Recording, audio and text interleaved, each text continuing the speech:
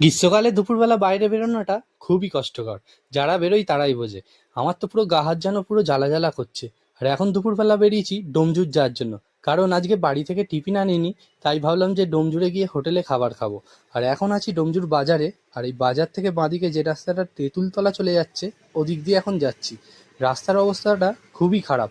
আর স্কুলের এখন ছুটি হয়েছে, যেহেতু আজকে শনিবার, তাই রাস্তায় একটু এদিকে ভিড়ই ছিল। আর এখান থেকে এখন সোজা রাস্তাটা গিয়ে ডোমজুর মেন রোডে উঠছে। তো মেন রোড থেকে আমরা ডান দিক নিয়ে এখানে ঝাপড়দার ভেতর দিয়ে এখান দিয়ে যাচ্ছি।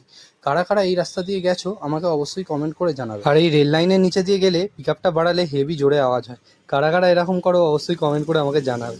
আর এই যে দেখছো সামনে আসছে একটা ছোট ব্রিজ, যেটা দিয়ে যেতে হেভি মজা লাগে।